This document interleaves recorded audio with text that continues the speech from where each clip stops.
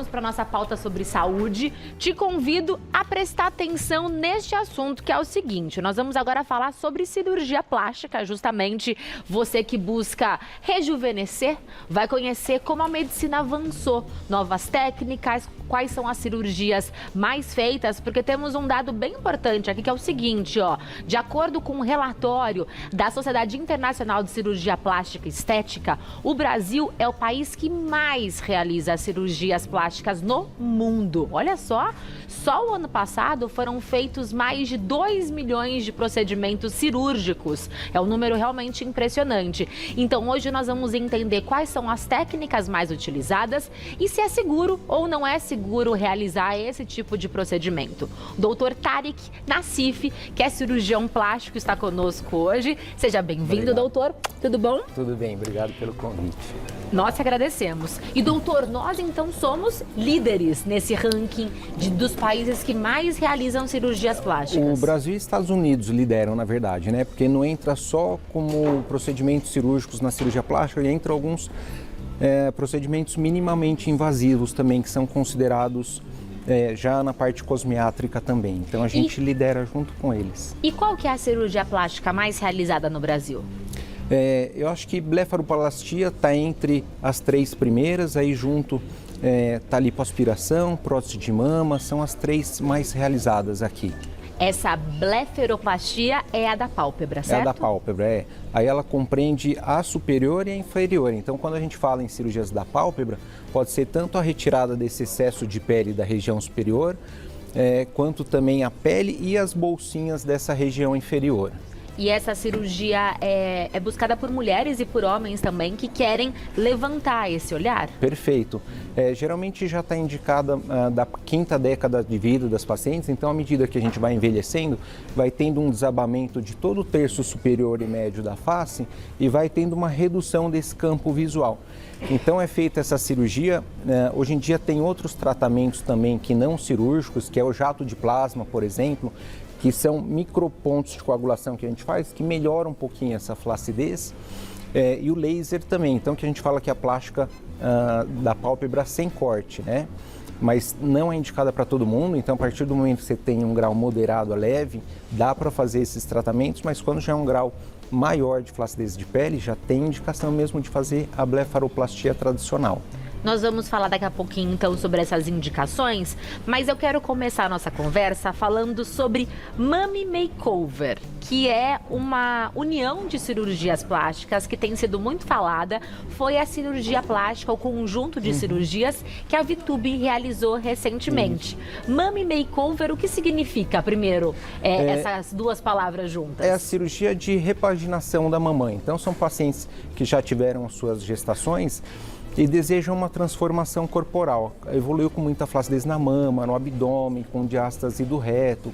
E elas desejam aproveitar um único tempo cirúrgico já para corrigir todas essas queixas delas. É a reforma da mamãe, É a reforma da mamãe, literalmente falando. E aí une abdômen, mama e o que mais? Isso, mamoplastia, abdominoplastia e lipoaspiração. São as 3 cirurgias. Aí a mama pode ser só prótese ou uma mastopexia, que é reduzir e levantar a mama.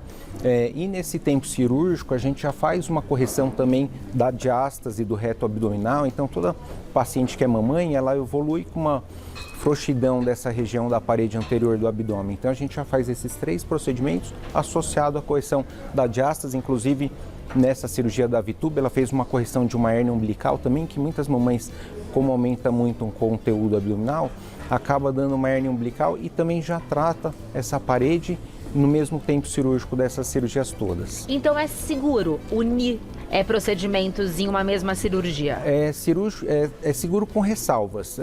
Nem toda paciente que quer fazer tem indicação de fazer, porque o ideal é que não se ultrapasse de 6 horas de tempo cirúrgico, que é o preconizado pela Sociedade Brasileira de Cirurgia Plástica.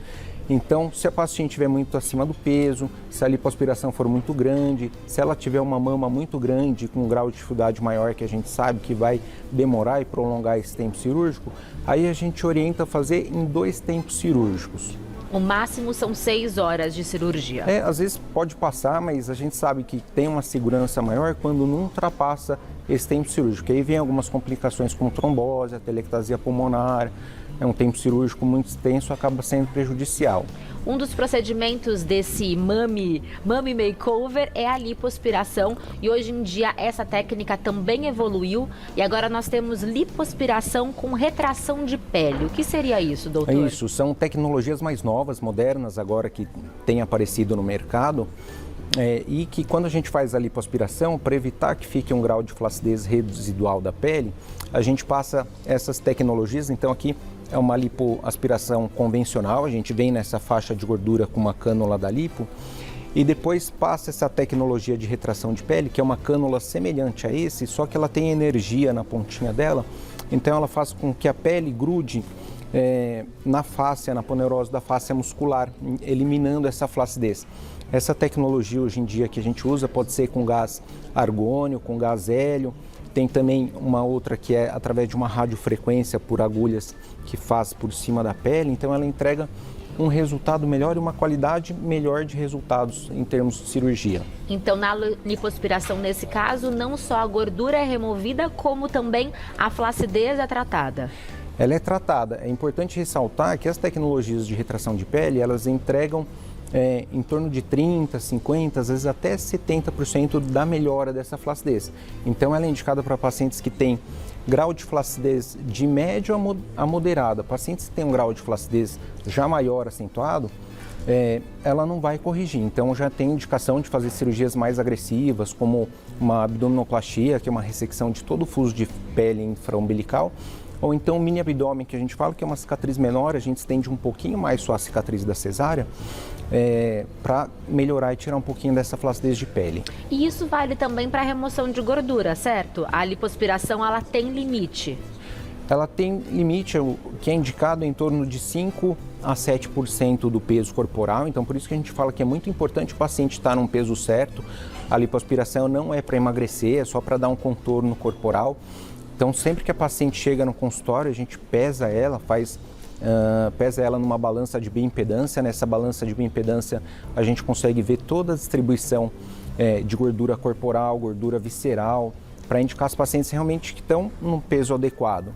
Principalmente para fazer lipoaspiração de definição, que nem nessa ilustração, que é a LipoLAD ou LipoHD, que é High Definition que a gente fala. Então geralmente para os pacientes que têm um IMC próximo de 25, porque aí é possível fazer principalmente as marcações das áreas negativas para dar impressão de um abdômen mais definido. O tanquinho, o sonhado tanquinho, o famoso então. Tanquinho. E dá para fazer os gominhos. Hoje em dia, nem todo mundo está no peso ideal ou já faz atividade física, então a gente acaba não fazendo HD, a gente faz a MD ou LD, que é Medium Definition e Low Definition, que é uma definição menor nesses casos, né? E muito importante, além dessa definição da gordura, hoje em dia tem feito enxerto de gordura nas camadas musculares. Então a gente pega esses pecs abdominais, com auxílio de ultrassom, enxerta a gordura, então dá um resultado ainda mais natural e acaba melhorando o tônus muscular, qualidade da musculatura. Isso sempre feito, obviamente, com o uso de ultrassom. Então são técnicas mais novas, que é o graft que a gente fala, né? Que tem avançado cada vez mais. Um dos pioneiros é um brasileiro que está desenvolvendo muito essa técnica. O Brasil, ele é referência mundial em cirurgia plástica, né? Muitas pelo pessoas case viajam, mesmo né, que você falou, país tem um turismo médico para vir operar aqui. A gente não perde para nenhum país com relação a nossas tecnologias e a qualidade dos nossos profissionais na cirurgia plástica. Uma outra cirurgia muito procurada é a elevação das mamas, que também, né, é procurada por mães depois do nascimento dos seus bebês, porque a mama tende a cair. E hoje se fala também no avanço dessa mastopexia. O que é feito nesse procedimento e como que avançou essa técnica? A mastopexia significa levantar, né? Então, no caso dessas pacientes que evoluíram com flacidez, a gente reposiciona o mamilo areola aqui no alto, tira todo excesso de pele. Ela avançou pelas técnicas novas que tem, principalmente associadas à colocação do implante mamário. Então hoje, para estabilizar esse implante mamário e ter uma durabilidade maior do resultado a médio e longo prazo, A gente faz essa prótese mamária, por exemplo, submuscular, no caso daquela paciente ali, deixa a alça de sustentação muscular lateral e faz o sutiã interno, que é uma sutura contínua aqui no sulco da mama, para evitar depois que essa prótese ceda. E a gente vem buscando cada vez mais cicatrizes menores, que nem daquela outra paciente, que é um cortezinho em L. Então, a cicatriz desce medial e avança só para a lateral. Então, a paciente pode usar um decote maior, sem que essa cicatriz fique visível. Essa cicatriz em L é embaixo do seio? É na areola, na vertical e na lateral. Por isso que é, na verdade, o L. Porque essa daqui, ó, essa é a convencional, é o T. Desce um cortinho na vertical e um corte também embaixo na horizontal. Esse é um típico caso, por exemplo, de um mummy makeover, que a gente faz a mastopexia, e reduz a mama, limpa bem a lateral da mama, a região da axila, e faz abdominoplastia, então fica um corte que vem quase aqui de um ossinho até o outro, é um corte relativamente extenso, porque aí faz um descolamento até o xifoide para poder fazer a aplicatura desse músculo, amarrar para ficar com uma força abdominal melhor e tirar todo esse fuso de pele da região inferior do umbigo para baixo, faz um furinho novo e faz um umbigo novo, e a gente associa com uma lipoaspiração de definição também, que nem o caso dela, a gente percebe que o abdômen dela não tinha definição nenhuma, então a gente cava um pouquinho mais aqui na linha mediana e nas linhas semilunares para dar a impressão de ser um abdômen mais atlético. E para fazer a mastopexia, essa elevação das mamas, é preciso colocar uma prótese ou é possível fazer isso sem colocar? É possível, é uma dúvida muito frequente, até que muitas pacientes perguntam. O que acontece? Quando a gente levanta a mama da paciente e já fornece um volume adequado, não tem necessidade de colocar prótese. Mas uma vez que a gente levanta a mama e mesmo assim não dá volume, falta colo, falta projeção da mama, aí a gente coloca o implante mamário. Hoje em dia a gente tem colocado até implantes mamários menores, antigamente a gente colocava 350, 400, tamanhos maiores, hoje em dia a gente tem preferido mais uma naturalidade, então, por exemplo, para uma mastopexia, os tamanhos que a gente costuma usar mais é em torno de 280, 300, para dar um aspecto mais natural e menos exagerado para as pacientes. E nós temos visto também os explantes, né? Muitas famosas e também muitas pessoas têm buscado a remoção ou a troca dessas próteses por próteses menores. Hoje em dia, nós estamos tendo como moda a beleza natural? Ótima colocação.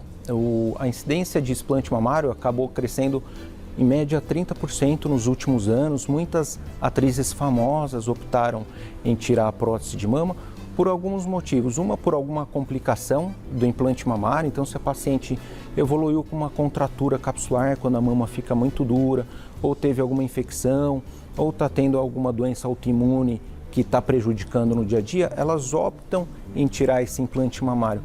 Porque ele também não tem uma validade que a gente fala que é vitalício. A ideia é que se troque esse implante a cada 15, 20 anos. Então, muitas vezes a paciente não quer fazer essa troca para não ter que trocar novamente depois. Então, ela já opta em tirar para melhorar a qualidade de vida. Hoje em dia tem se prezado muito por atividade física, vida saudável. Então, os pacientes optam em tirar, e hoje as técnicas para reconstrução pós o explante também avançaram bastante. Muitas vezes, quando tira, a desvantagem é que a mama acaba ficando com flacidez e tem que fazer a mastopexia junto. Então, geralmente a gente associa a retirada desse implante com a mastopexia. E hoje em dia também dá para fazer os enxertos de gordura. Então, essa gordura pode ser colocada no subcutâneo, dentro do músculo ou retromuscular, para que a paciente não fique com a mama muito pequena e não sinta falta de um volume de mama igual ela tinha anteriormente. E esse enxerto de gordura, ele pode ser feito com a gordura da paciente de algum lugar que ela não queira? É possível tirar, por exemplo, uma gordura abdominal e colocar na mama? Perfeito, é o que a gente acaba fazendo. A gente pergunta para a paciente se tem alguma gordura localizada que incomode. Geralmente é região do flanco, região de pubis, face interna da coxa, joelho. E aí a gente pega toda essa gordura que a gente retirou, filtra ela, trata ela, para poder reimplantar de novo. É muito comum a gente fazer isso no glúteo, que é o enxerto de gordura no glúteo. É uma das cirurgias que a gente mais faz, que é a lipoescultura, né? Então a gente faz essa lipoaspiração, coloca no bumbum. De toda a gordura que a gente coloca, tem uma média de reabsorção em torno de 15% a 30%. Então sempre a gente hipercorrige um pouquinho, porque sabe que depois vai perder um pouco dessa gordura. E aí chegamos na blefaroplastia, que é essa cirurgia facial super procurada, e você disse que ela não é indicada para todo mundo. Para quem ela é indicada? Quem pode elevar essa região da pálpebra através desse procedimento? Geralmente, a gente já começa a indicar a partir da 4ª década de vida, então tem pacientes com 40 anos, que apesar de serem jovens ainda, já tem excesso de pele na pálpebra superior, e a gente sabe que com esses tratamentos cosmiátricos, ultrassom microfocado, jato de plasma, alguma tecnologia de retração de pele como laser, não vai ser suficiente. Então a gente já indica a blefaroplastia tradicional, mesmo porque com a blefaroplastia tradicional a gente já consegue tratar as bolsas de gordura tanto na região superior das pálpebras quanto na região inferior das pálpebras também, junto com as bolsinhas de gordura. Tem uma técnica ainda que a gente chama de blefaroplastia transconjuntival, que a gente não precisa nem fazer um cortezinho embaixo do cílio, a gente everte a pálpebra e faz um cortinho por dentro para poder tratar essa gordura. Essa paciente então tirou todo aquele excesso de pele que recaía sobre o olho. E embaixo também, certo? Embaixo também, porque a cicatriz costuma evoluir muito bem na cirurgia de pálpebra, principalmente nas pacientes de pele branquinha, que nem dessa paciente, e ela vem bem justa ciliar, então fica quase que imperceptível a cicatriz. Eu não consigo encontrar essa cicatriz. E essa foto não tem tratamento nenhum, a recuperação dela foi essa mesmo. E a cicatriz da região superior da pálpebra, ela fica bem no sulco palpebral, então quando a paciente abre o olho, não dá para ver a cicatriz, mesmo de olhinho fechado, cicatriza muito bem, que fica semelhante a essa cicatriz da região inferior da pálpebra. Quando a paciente ainda tem um pouquinho de queda da cauda da sobrancelha, é possível a gente fazer um cortinho muitas vezes na cauda da sobrancelha para fazer uma elevação também. E quando a paciente já tem um grau de flacidez em todo o rosto maior, aí dá para fazer aquela cirurgia que a gente chama de lifting facial, que a gente descola toda a região da bochecha e do pescoço para tracionar para cá. E quais são como que é o pós-operatório de uma blefaroplastia? É um procedimento tranquilo ou não? É um procedimento que tem duração de 1 hora, 1h30 mais ou menos. Sempre é feito com uma sedação para dar mais conforto para a paciente. Os pontinhos a gente costuma atirar geralmente em 4, 5 dias. Em uma semana a paciente já está relativamente bem, a gente só pede para não tomar sol, para não manchar a pele, mas em 3 dias pode voltar ao trabalho sem prejuízo nenhum. E aqui nós temos alguns alertas que são voltados para qualquer cirurgia plástica, que é então a importância de fazer em ambiente hospitalar, quando nós encontramos manchetes falando muitas vezes sobre lipoaspiração, muitas que tiveram problemas foram feitas em clínicas. Com certeza, a gente sempre preconiza a maior segurança possível, né? A gente indica uma cirurgia pensando que fosse em alguém da família, porque a gente quer que você tenha uma retaguarda muito boa e segura. Então a gente vê hoje muita complicação por cirurgias feitas por não cirurgiões plásticos, alguns médicos generalistas, em lugares que não tem uma retaguarda adequada, não tem UTI, não tem uma infraestrutura mínima necessária para que tome conta das complicações caso elas apareçam, né? A gente sabe que na plástica sempre tem que sair do centro cirúrgico melhor do que entrou. Então a gente sempre preconiza muita segurança, que é o que a gente vê que é o mais importante hoje em dia na cirurgia plástica. E exames também, né, que vão trazer essa investigação. A Lilian te pergunta o seguinte no @Gazeta Mulheres: existe idade limite para realizar uma cirurgia plástica como a de redução de mamas, por exemplo? Não tem idade limite. O que vai ser mais importante aí vai ser o estado geral dela. A gente sempre faz uma consulta prolongada, ver quais são as comorbidades, se é hipertensa, tem diabetes, tem algum problema cardíaco. Então isso sim vai ser um fator limitante. Se a paciente tiver 70 anos, mas estiver bem de saúde, tiver com os exames laboratoriais tudo ok, o eletrocardiograma ok, e a gente sabe que não vai estender muito o tempo cirúrgico, aí a gente faz sem problema nenhum. Sempre pede uma avaliação do cardiologista, obviamente, que ele libera. Se precisar de alguns exames complementares, aí a paciente faz. É de acordo com esse check-up que vocês realizam. Perfeito. A Neia, ela te pergunta se em caso de pacientes pós-bariátrica com excesso de pele, as técnicas são diferentes ou se os procedimentos que você mostrou pra gente são os mesmos. São semelhantes. Tem alguns detalhes, por exemplo, que às vezes em abdominoplastia convencional é só um corte aqui na região inferior do abdômen. Nas pacientes pós-bariátricas, geralmente essa é a tradicional, né, que a gente faz, tira todo esse fuso de pele do umbigo para baixo. Às vezes na pós-bariátrica ela tem flacidez nesse sentido também. Então muitas vezes a gente faz um corte mediano aqui também na barriga para tratar essa flacidez. Então é a única diferença. E tomar cuidado com os exames laboratoriais do pós-bariátrico, geralmente eles têm mais anemia, têm déficit de proteína, então muitas vezes eles não estão aptos a fazer todas as cirurgias ao mesmo tempo. Faz geralmente abdominoplastia associada com cirurgia de braço ou da mama com braço, para não associar procedimentos muito longos e que dê mais anemia para esses pacientes. E para finalizar, Solange pergunta se quem tem tendência a queloide pode fazer cirurgia plástica. Pode sim, a gente sempre se preocupa com os pacientes de pele negra, geralmente, que tendem a ter uma cicatrização um pouquinho mais endurecida, um pouquinho pior, mas a gente sempre vai acompanhando de perto, então nessas pacientes a gente passa pomada, tem hoje fitas de silicone adesivas para melhorar bastante, a gente tem um acompanhamento de perto para evitar que dê queloide e mesmo que der, a gente consegue tratar.